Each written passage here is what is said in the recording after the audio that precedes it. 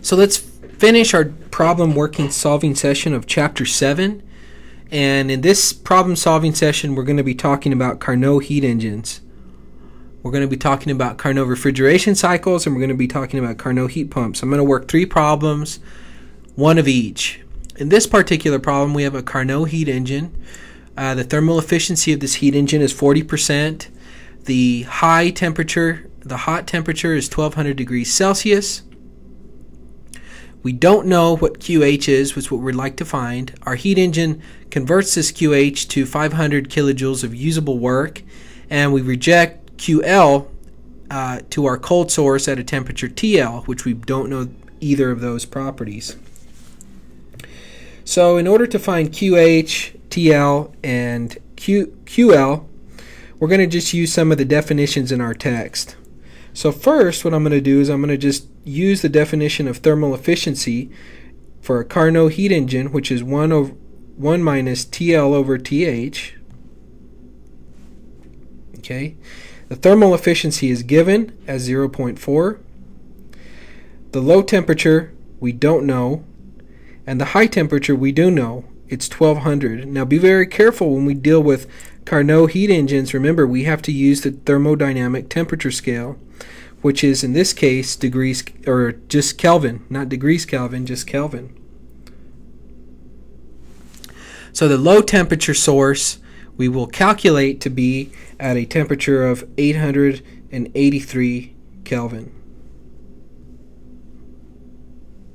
And that's just using our definition of thermal efficiency for a Carnot heat engine. That's where we're starting. Okay? Next thing we can do is we can use our definition of thermal efficiency again, and these are all equivalent forms of thermal efficiency. Our definition of this thermal efficiency is the work output divided by QH, and these are all equivalent to each other, just written in different ways. So our heat work output of our system, remember, is 500 kilojoules. Our thermal efficiency is 0.4, and our heat transfer from our hot source to our heat engine, we can solve for that now pretty easily, and that's 1250 kilojoules. All right. The last thing we want to find is the heat that is lost to the sink, and for that we'll again use our definition of thermal efficiency for a Carnot heat engine.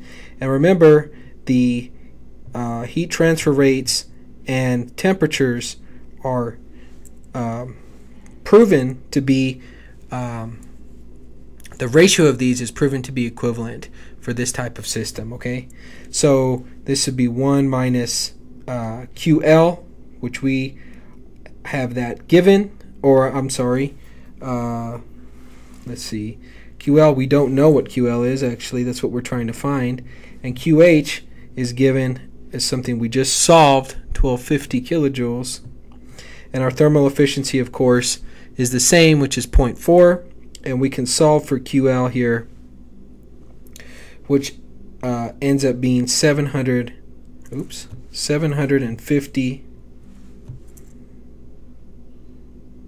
kilojoules. Okay. So the next thing I'd like to do, the next type of problem I'd like to solve, is a Carnot heat pump problem. So our Carnot heat pump here is extracting hot or heat from a cold source. We input work to the heat pump, and it adds heat to wherever we are. So if we're trying to heat our house, we would be, and the outside temperature there's some outside temperature here, which is what we don't know what it is.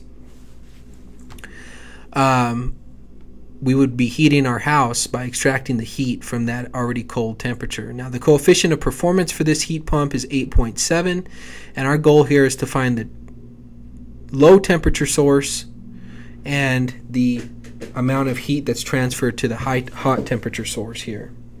Okay? So the first thing we're going to do, just like we've done for the previous problems, is we're going to define our coefficient of performance for our heat pump,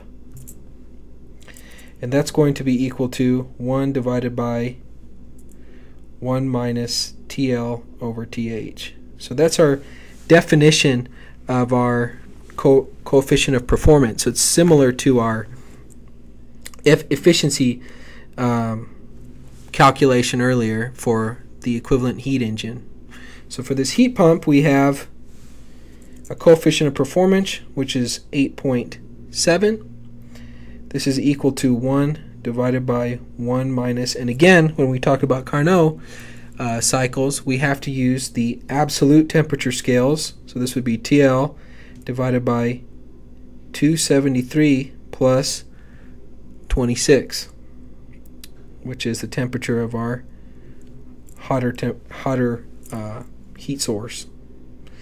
Solving for TL in this equation, and I'll again leave the algebra out to save time, we can see that this comes out to be 264.6 Kelvin. That's the temperature of our heat sink. So how do we determine the QH for this system? So QH is going to be equal to the coefficient of performance for our heat pump. By definition, this is the ratio of the high temperature heat transfer rate divided by the work in. So our coefficient of performance here is 8.7. QH, that's what we're trying to solve for, and we know that we put in 4.25 kilowatts of work into this system. So here we know that QH would be equal to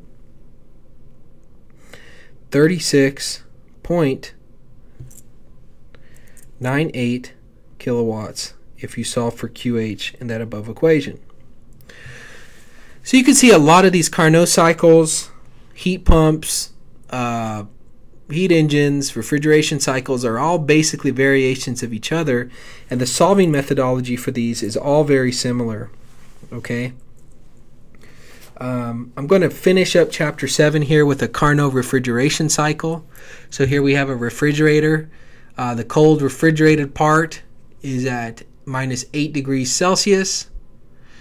It's rejecting heat or absorbing heat from that cold source at 300 kilojoules per minute, and it's rejecting the heat to the hot temperature source, which is at 25 degrees Celsius. So how do we go about solving this? Again, we're going to just use the relationships that we have, and knowing some of the values that we have, we'll see how far we can get here. So our coefficient of performance is 1 divided by, this is just by definition, TH over TL minus 1.